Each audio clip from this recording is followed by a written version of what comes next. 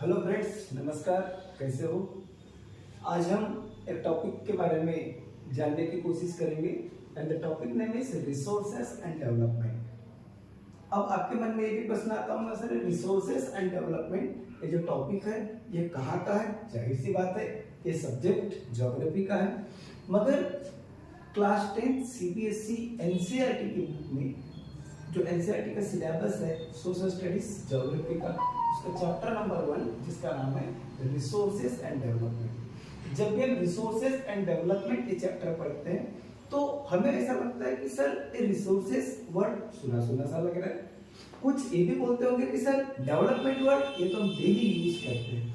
तो जाहिर सी बात है जो डेली के इसमें काम आता है वही हमारे सिलेबस में दिया है, बस उसे हमें क्या करना है, एक पॉइंट वाइज पढ़ना है और उसे एंजॉय करना है। तो जब हम रिसोर्सेज की बात करते हैं तो बहुत सारे बच्चे ऐसे बोलते होंगे कि मैं बहुत अच्छा पढ़ना चाहता हूँ, मैं बहुत अच्छा करना चाहता हूँ, मैं बहुत अच्छे नंबर्स लाना चाहता हूँ, मगर मेरे पास रिक्वायर्ड रिसोर्सेज नहीं है। कुछ ये भी बोलते होंगे हमारे मोहल्ले के शर्मा जी का डेवलपमेंट बहुत हुआ है, क्यों हुआ? रिसोर्सेज बहुत है उनके पास, तो ये भी बोलते होंगे। मगर कुछ बच्चे ये भी बोलेंगे कि सर मैं तो डेवलपमेंट भी सुना हूं, आप थोड़ा सा डेवलपमेंट भी बता दीजिए। तो डेवलपमेंट है जो वर्ड है इस चैप्टर में रिसोर्सेज के बाद में आया है, जरूर डेवलपमेंट पढ़ेंगे मगर इसके बाद रिसोर्सेज के बाद। तो यहाँ पर देखिए मैंने कुछ यहाँ पर मामा की चिट्ठी लिख कर रखा हूँ। तो फर्स्ट हमारा जो क्या बोलेंगे डेफिनेशन हमने लिखा है रिसोर्सेज, क्योंकि जिसके बारे में पढ़ रहे हैं या जिसके बारे में हम जानने की कोशिश कर रहे हैं ये मस्ट हो जाता है हमारे लिए कि उसकी हम मीनिंग पढ़े, उसका अर्थ पढ़े या उसकी डेफिनेशन पढ़े कि इस चीज को बोलते हैं तो क्यों बोलते हैं, इसका मतलब क्या होता है। तो रिसोर्सेज की यहाँ पर डेफिनेशन दी हुई है। डेफिनेशन 4 लाइन में मैंने लिखा हूं और ये डेफिनेशन आपके एनसीईआरटी की बुक में वर्ड टू वर्ड जैसे कि वैसे लिखी है। तो उम्मीद करता हूं कि एनसीईआरटी की जो डेफिनेशन आपके टेक्स्ट बुक में दिया हुआ है ये आपको बहुत अच्छे से समझे। ऐसी बात है, मैं समझाऊंगा तब समझेगा। तो लिखा क्या है? Everything available in our environment, everything available in our environment. अब एनवायरनमेंट क्या है? तो हमारे आजू बाजू में जो भी हमें सब दिखता है वो this is the part of environment. So everything available in our environment which can be used to satisfy our needs. पढ़ रहे मेरे साथ? पहली लाइन क्या लिखिए? Everything available in our environment. हो सकता है कि बार बार अगर पढ़ेंगे तो यहीं पर हमें क्या हो जाएगी, लर्न हो जाएगी। देखो रट्टा मारना हमारा काम नहीं, हमारा काम है समझना। So everything available in our environment, हमारे एनवायरनमेंट में सब कुछ अवेलेबल है।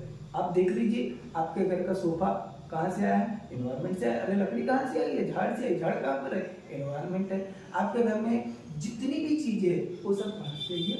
एनवायरनमेंट से आई है। So everything available in our environment which can be used to satisfy our needs, which can be used to satisfy our needs, जिसका use हम के लिए कर सकते हैं हमारे नीड को सेटिस्फाई करने के लिए, हमारे जरूरतों को पूरी करने के लिए उसका क्या कर सकते हैं, हम यूज कर सकते हैं। व्हिच कैन बी यूज्ड, यहाँ पे क्या दिया हुआ है? व्हिच कैन बी यूज्ड, जिसका हम यूज कर सकते हैं काय के लिए, टू सेटिस्फाई आवर नीड्स। और यहाँ पे लिख दिया है प्रोवाइडेड, क्या दिया है? प्रोवाइडेड। ये सारी चीजें एनवायरनमेंट में मौजूद है। ये सारी चीजें कहां पर मौजूद है? एनवायरनमेंट में मौजूद है। एनवायरनमेंट ने उनको क्या किया है? प्रोवाइड किया है। मगर इसके बाद वाली जो लाइंस आती है वो लाइंस आती है इसकी कंडीशंस। आपने देखे होंगे, आपने एडवर्टाइज देखे होंगे, 2 दिन में गोरा होना है, ये वाला क्रीम लगा लो, मगर वहां पर भी कुछ कंडीशंस होती है।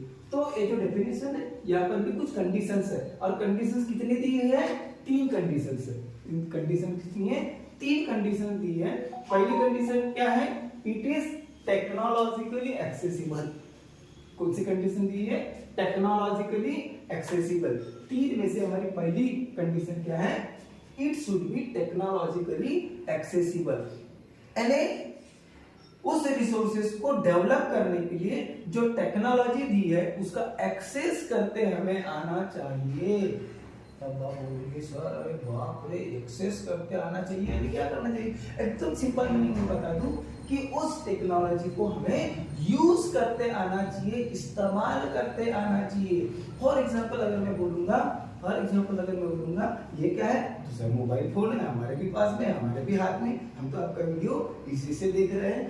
तो ये जो मोबाइल फोन है, ये मोबाइल फोन में क्या टेक्नोलॉजी है? मोबाइल फोन में क्या है? टेक्नोलॉजी है। मगर इसको सभी एक्सेस कर पाते हैं क्या? बिल्कुल नहीं एक्सेस कर पाते।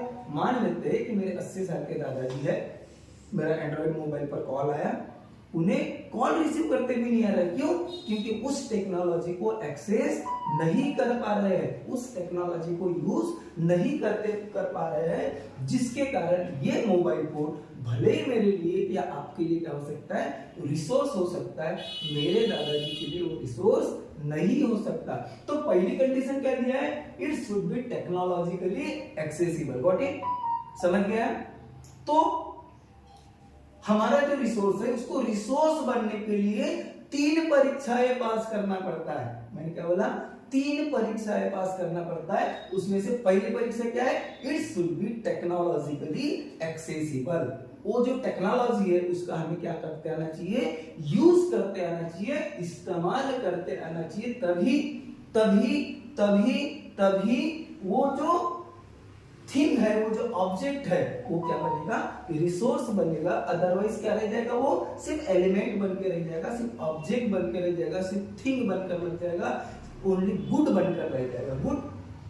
गुड यानी अच्छा वाला गुड नहीं है, गुड यानी सामान वाला गुड बनकर रह जाएगा। वो एक क्या है? एक सामान है, चीज है, वस्तु है। वो क्या नहीं हो सकता? वो रिसोर्स नहीं हो सकता। कब तक? जब तक उस टेक्नोलॉजी को हमें एक्सेस करते नहीं आता।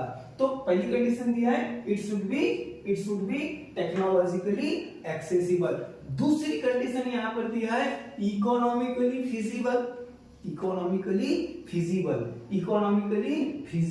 अब इकोनॉमिकली यानी आर्थिक दृष्टि से वो कैसा होना चाहिए? फिजिबल होना चाहिए। अब फिजिबल होना चाहिए सर, ये फिजिबल क्या है? ये हमारी दूसरी कंडीशन है। ये हमारी क्या है? दूसरी कंडीशन है। जो 3 कंडीशन दिया है उसमें से दूसरी कंडीशन है it should be economically feasible. अब आप बोलोगे सर फिजिबल वर्ड तो नहीं सुनो। फिजिबल का मतलब होता है अफोर्डेबल। फिजिबल का मतलब अफोर्डेबल, इसको अफोर्ड कर सकते, इसको क्या कर सकते? अफोर्ड कर सकते। किसी ने बोल दिया कि ये जो घड़ी है मेरे पास में, घड़ी 1 लाख की है। अब बोल के नहीं भाई साहब रहने दीजिए, मेरी 1000 रुपए वाली ठीक है यार। क्यों? कि मैं अफोर्ड नहीं कर सकता, उतना सारा पैसा मैं अफोर्ड नहीं कर सकता। तो वो जो 1 लाख वाली घड़ी है वो मेरे लिए रिसोर्स नहीं बनेगा। क्यों नहीं बनेगा? क्योंकि वो मेरे लिए इकोनॉमिकली फिजिबल नहीं है। तो देखिए फिर से जाते हैं अपने डेफिनेशन की तरफ। किसके डेफिनेशन की तरफ? बिल्कुल सही, रिसोर्स के डेफिनेशन की तरफ। तो क्या लिखा है? Everything available in our environment. हमारे एनवायरनमेंट में सब कुछ क्या है? अवेलेबल है। जो क्या करता है? विच कैन बी यूज्ड, जिसका हम क्या कर सकते हैं? यूज कर सकते हैं। के लिए? टू सेटिस्फाई आवर नीड्स, हमारी जरूरत को पूरा करने के लिए। और यहाँ पर भी दिया है कि एनवायरनमेंट ने वो सारी चीजें क्या किया है? प्रोवाइड किया है। थैंक्स गॉड, ये सारी चीजें आपने क्या किया है? प्रोवाइड किया है। मगर उसके बाद में क्या आ जाती है? कंडीशंस। और वो भी कितनी? भर के 1 2 3 कंडीशंस आ जाती है। पहली कंडीशन क्या थी? It should be technologically accessible. Technologically accessible means उस टेक्नोलॉजी का हमें क्या करते आना चाहिए? यूज करते आना चाहिए। पहले इस्तेमाल करें, फिर राइट इस्तेमाल करें। Very good. सेकंड कंडीशन दिया हुआ है इकोनॉमिकली फिजिबल। वो इकोनॉमिकली का क्या होना चाहिए? अफोर्डेबल होना चाहिए। अफोर्ड करते आना चाहिए, हमें उसको खरीदते आना चाहिए। तब कहीं जाकर वो काय में कन्वर्ट होगा? रिसोर्स में कन्वर्ट होगा। और तीसरा दिया हुआ है कल्चरली एक्सेप्टेबल। क्या दिया हुआ है? Culturally acceptable. उसके कल्चर ने या हमारे सोसाइटी ने उसे क्या करना चाहिए? एक्सेप्ट करना चाहिए। अब आप बोलेंगे सर कल्चरली एक्सेप्टेबल, हाँ बिल्कुल, सोसाइटी उसे क्या करती है, एक्सेप्ट करती है। आपने देखे होंगे कि मान लेते क्या करते हैं, मान लेते क्या करते हैं, मान लेंगे ना भाई। क्यों, कब मानेंगे, जब हमें समझ में आ जाएगा तब मान लेंगे। मान लेते हैं कि हम अपने घर में, अब अपने घर में हैं तो मान लेते हैं कि 1/3 पर है, हमने टी शर्ट पहना हुआ है और हमें अगर किसी ने देख लिया, कोई बच्चा हमारे स्कूल का बच्चा कोई हमारे घर के आगे से जा रहा है और उसने हमें देख लिया, क्या देखा, कह सर 1/3 में है, टी शर्ट पहनी हुई है, डोले सोले दिख रहे हैं, मेरे तो नहीं है। तो ये अगर उसने देख लिया तो घर में जाकर बोलेगा क्या, मम्मी मम्मी मम्मी एक बार बताऊं क्या, हमारे जो सर है ना उसको मैंने 1/3 में देखी थी, टी शर्ट में देखी थी। तो मम्मी क्या बोलेगी, बेटा इट्स नॉर्मल, वो तो हर कोई घर में कैसा लगता है वैसा ही रहता है। मगर सपोज वही 1/3 और टी शर्ट पर मैं कहाँ चले गया, स्कूल में चले गया आप लोगों को पढ़ाने के लिए, आहा आहा आहा, आप क्या बोलोगे, सर का दिमाग खराब हो गया है। क्यों, क्या पहनना है ये भी नहीं मालूम है, बोलोगे कि नहीं, बिल्कुल बोलोगे। तो कल्चर ने हमें एक्सेप्ट नहीं किया। अब वो जो 1/3 था, वो जो टी शर्ट थी, वो घर के लिए मेरी क्या हो सकती है, रिसोर्स हो सकती है, मगर स्कूल के लिए वो रिसोर्स नहीं होगी, या स्कूल में वो अलाउ नहीं होगा। सेम चीज। अब आपके लिए एक एग्जांपल दे देता हूं। मान लेते हैं क्या करते हैं, मान लेते हैं आपने बहुत अच्छा वाला क्या बोलते हैं उसको, घाघरा वगैरह जो रहता है, जो पार्टी वेयर्स रहते हैं, आप पहनते हैं, आपको बहुत अच्छा लगता है, दिखते भी अच्छे, आप उसी सब कुछ अच्छे दिखते हैं। मगर वो जो पार्टी वेयर ड्रेस है आप स्कूल में पहनकर चले गए,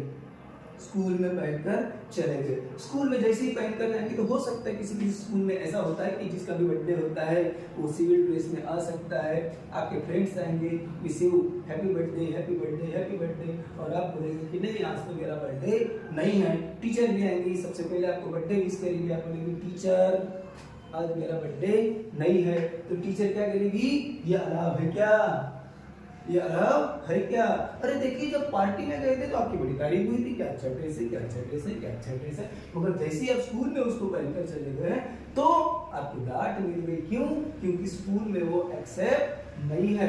तो यहाँ पर तीसरी कंडीशन क्या है, it should be culturally acceptable.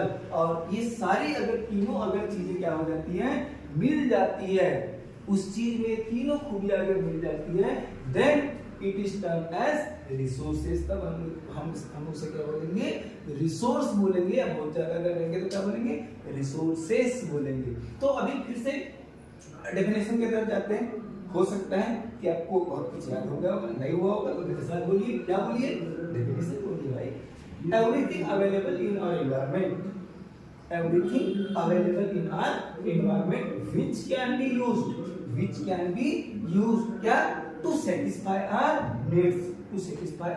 needs, जो हमारे needs को क्या करेगी, satisfy करे।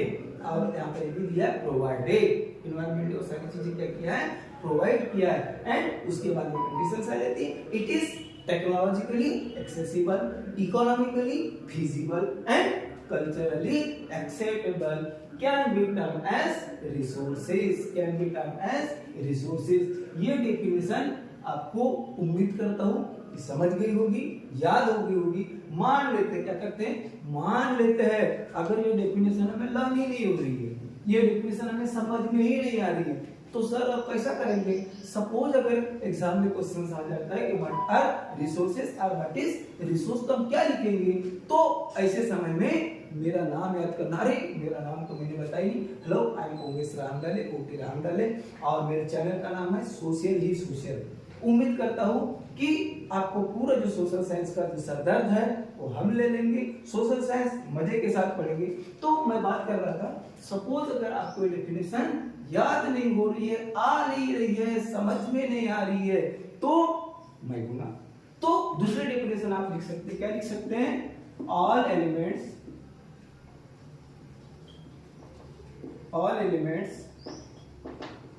which can be used to satisfy our needs can be termed termed as resources,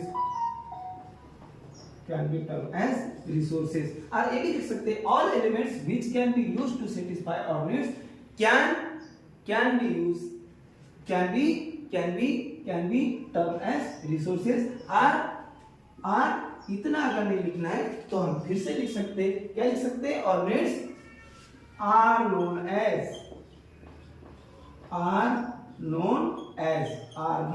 as resources. तो लिख लेंगे all elements which can be used to satisfy our needs can be termed as resources are known as resources. तो इतना clear हो गया. अभी आप कहोगे कि सर ये तो समझ में आ गया कि रिसोर्सेज क्या होते हैं. अभी हम देखेंगे कि कुछ एग्जांपल्स देखते हैं. ये रिसोर्सेज किसको बोलेंगे.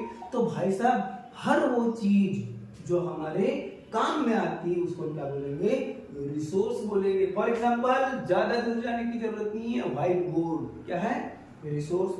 आपका mobile phone resource, markers resource, मेरे स्पेक्स ये भी रिसोर्स है भाई, इसके बिना नहीं हो सकता, रिसोर्स. और क्या बोलेंगे, फैन, हाँ घर में लगी फैन.